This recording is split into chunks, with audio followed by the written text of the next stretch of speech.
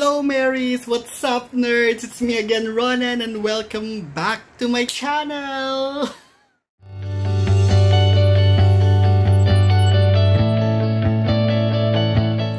Hello dreamers! Kamusta naman kayo guys? It's been a while. I think 1 month na ba na hindi ako nakakapag-vlog? I'm so sorry guys. Pasensya na po kayo. Medyo na busy lang talaga ako.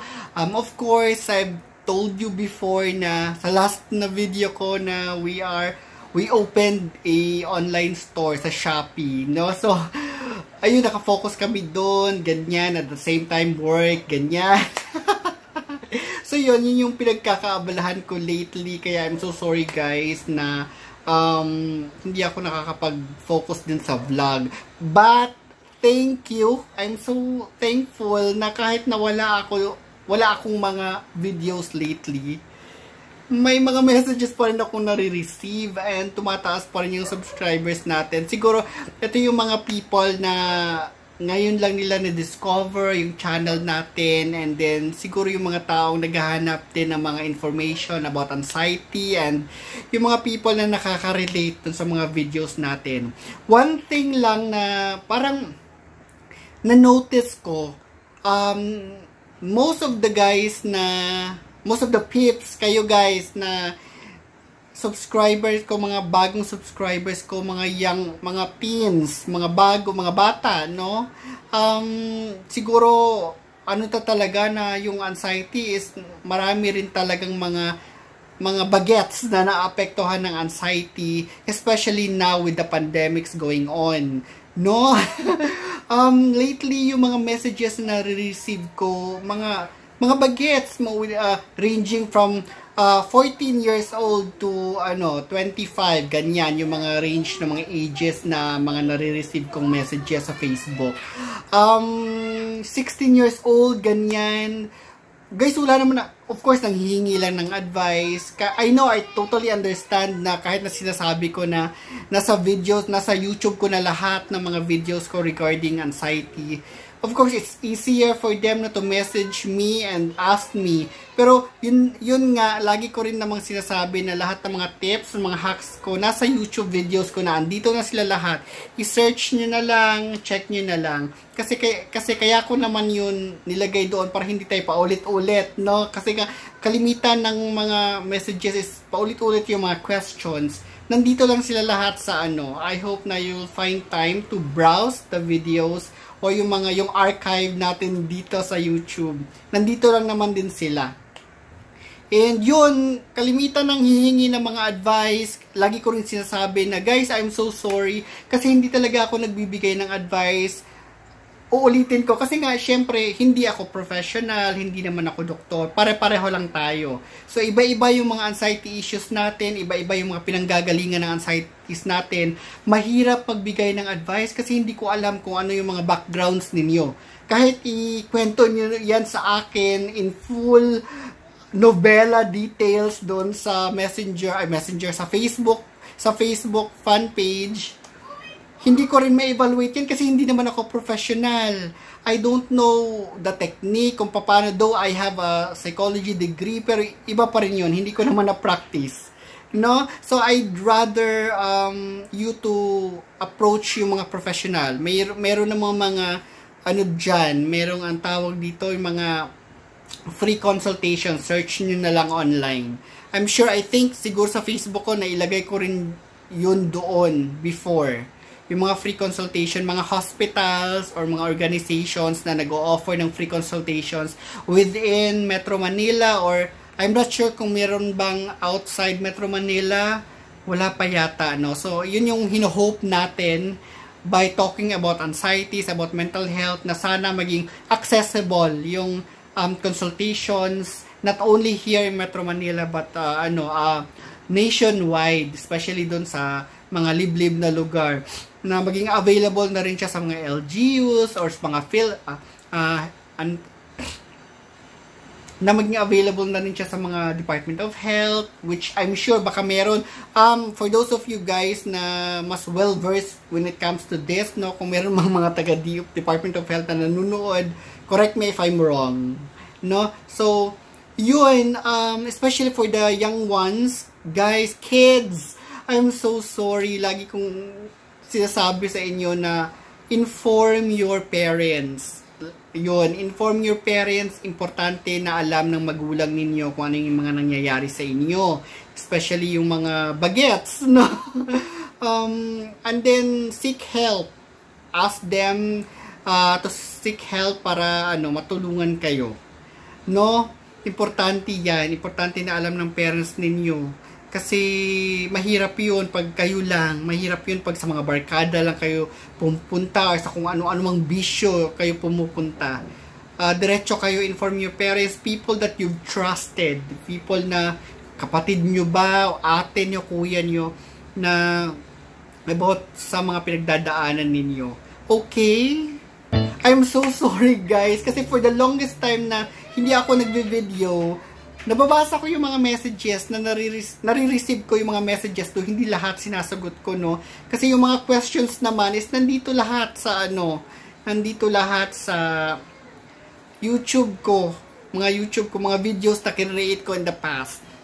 No? So, nabahala lang ako kasi pabata ng pabata. Siguro pabata ng pabata yung mga nakakakita ng mga videos natin. And then, of course, naging curious sila dahil parang nakarelate sila dun sa mga pinagdadaanan ko before. Guys, one of the reason din na hindi ako nakakapag-create ng videos is because nagiging okay na ako. Nagiging okay na yung pakiramdam ko. Wala na akong mga atake for months. Mga ilang months na kaya na hindi well, si anxiety andyan lang siya. May threat, andyan lang siya sa isip mo, looming around. Pero yung nagiging atake siya, hindi na ganon. Manageable na siya to the extent na parang kaya na, parang shrug it off ko na lang. Gano'n. Hindi ko na siya, kaya ko na siyang hindi tutukan. Ganon. There are times na pag ma-atake sa anxiety, as in, nakaupo ka lang, finifeed mo si anxiety, kung anong sinasabi ni anxiety, nakatunganga ka lang, nakatulala ka lang, kasi wala kang ibang pwedeng gawin, kasi si anxiety yung hawak niya yung utak mo, hawak niya yung katawan mo. But what I am experiencing right now, what's happening to me right now, hindi na ganun. I can easily shrug it off si anxiety. Kaya ko siyang i-block kaagad. No, siguro I have so much positivity in me. Kasi talagang pinractice ko siya. I started my day with a grateful heart. I started my day with gratitude. Yung mga kinikwento ko sa inyo dati pa, yun yung mga pinapractice ko sa sarili ko talaga. So I started my day with grateful heart, and then I always parang pinagtutuunan ko yung mga positive stuff. I always say thank you. I always say thank you to everyone na hindi ako yung nagfo-focus sa negative stuff. Mga gano'n. And then I do positive activities within the day. Aside from my work, I work out. Yung mga papawis lang. Kumbaga, I read books. I enjoy mga comedy na mga funny stuff online. So I don't focus on negative stuff. So I block them out. Even though yung mga news, I don't watch yung mga pag sobrang negative, I block them out. I turn around, I turn away, I go somewhere, ganyan. Or kung sa TikTok man, I swipe out, ganyan. Hindi ko siya pinagtutuunan ng pansin. Pinractice ko talaga siya na ganun. Kasi it's for my mental well-being, it's for my mental health. Kasi alam mo naman tayo, may health anxiety tayo, may anxiety issues tayo. Parang konting trigger lang na nasasagap natin, na apektuhan tayo, di ba? So yun, medyo lang na sabi ko, I told myself, sige I'll create a video kasi parang nababahala ako mo lately yung mga nagme-messages yung mga natatanggap kong messages, mga bagets, sunod-sunod, mga bagets. Lagi, pero of course, sinasabi ko naman sa kanila, yung mga sinasabi ko rin dito na, tell your parents, and then if, the best way to help yourself is to be positive, to do some positive activities, to to know your trigger, which is hindi na yun iba dun sa mga sinasabi ko dito sa vlog natin, no? Kasi yun lang din naman talaga yun.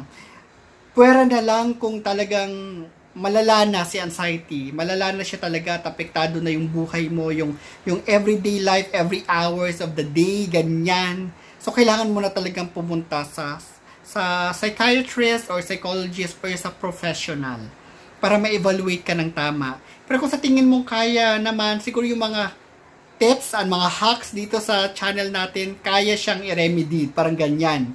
Pero kung hindi na, huwag na natin pilitin, no? Seek help. Seek help para hindi na siya mas lalong lumala pa. Yun. Yun lang naman, guys. Nare-receive ko nung umpisa pa lang ng vlog natin. Yun. So, thank you dun sa mga people who are brave enough to talk about their mental health issues. Kasi talagang natutulungan, marami kayong natutulungan by just speaking up.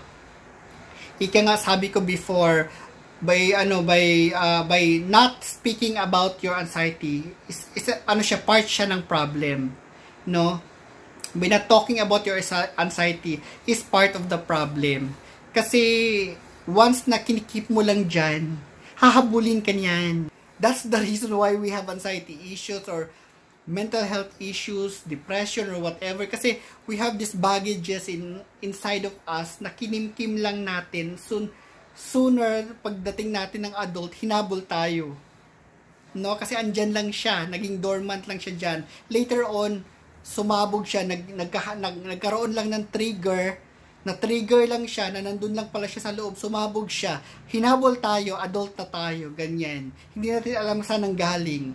And then later on, so of course, if you're going to a psychologist, hihimay-himayin yan until dun sa beginning, kung kailan ka first nagkaroon ng ganyan.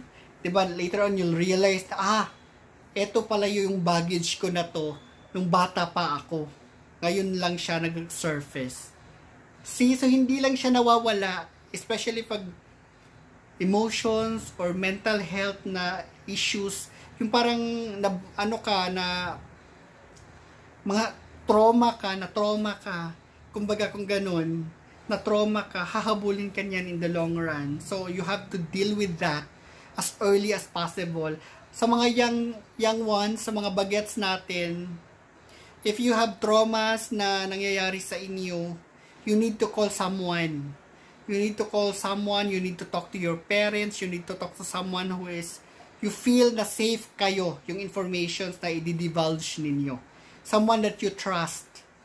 Kasi, pagdating ninyo ng adult, one way or the other, hahabulin kayo niyan. Hahabulin kayo niyan kung ikikim-kim nyo lang. It will end up being an anxiety issues, it will end up being kung ano-anong mental health ang hahabol sa inyo. Kung pag kinimkim nyo lang yan, especially pag traumatic siya. Di ba yung mga, let's say, yung mga namatayan ng disgrasya, namatayan ng ng parents, na bata pa, kailangan nilang child psychologist to help them cope up. Or else, it will mess up their minds and their grow up na mess up yung isip nila. Diba? So, importante yun. Or they will develop depressions or any types or any kinds of mental health issues. That's why wag lang nating dapat walang sa bahala lang yun. Anyway, I'm so super random yung mga pinagsasabi ko dito, no? Kasi yun lang naman yung catching up lang, wala talaga akong ibang agenda. So yun guys, I hope na okay lang kayo. I hope na healthy kayo. Stay positive, stay healthy, no? Stay at home. Kung sa paglabas ng bahay is nakakasagap kayo ng maraming trigger, hindi pa ganun ka-strong yung mental capacity natin. So stay at home. Palakasin muna natin. Ayun. So hanggang dito na lang muna. So next time na lang ulit. pala. Hindi na ako marunong mag-vlog. Diyos ko, nautal-utal na ako. Nabubulol-bulol na ako. Thank you guys sa mga nagme-message sa akin. Sa patuloy na sumusubaybay, nanonood, at sa mga bago nating subscriber. My gosh, hindi ko akalain na kahit 1 month ako hindi ako nakakapag-upload ng videos, meron pa rin nagsusubscribe sa channel natin. Thank you so much sa tiwala ninyo. At sana naman may nakuha kayo sa mga videos natin. Basta scroll nyo lang yung mga videos natin, nandun lang yun. Lahat ng mga informations ko about tips and hacks ng anxiety na nag-work for me. It might work for you, it might not. So, tingnan nyo na lang.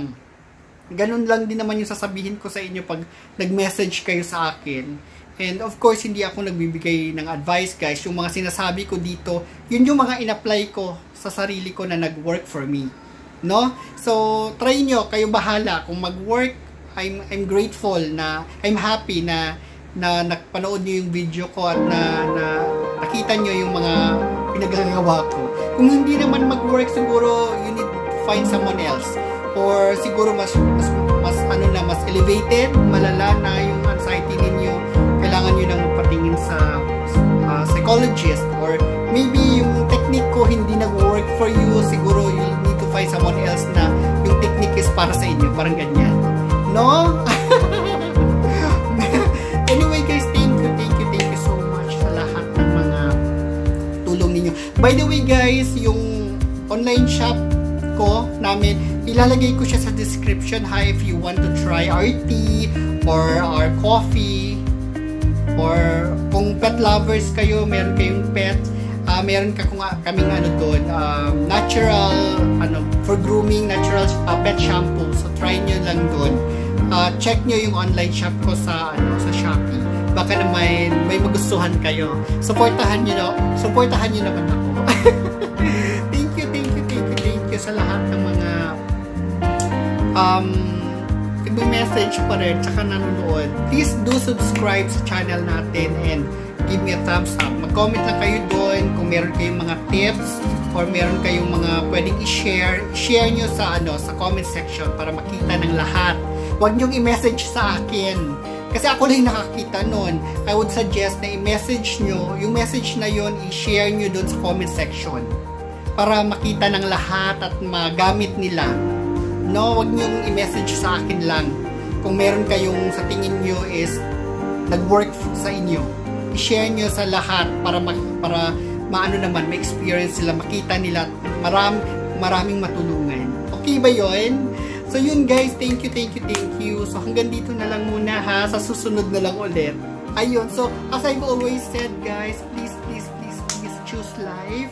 Please choose happiness, and please start your day with a smile. Thank you so much. Bye for now. Bye-bye.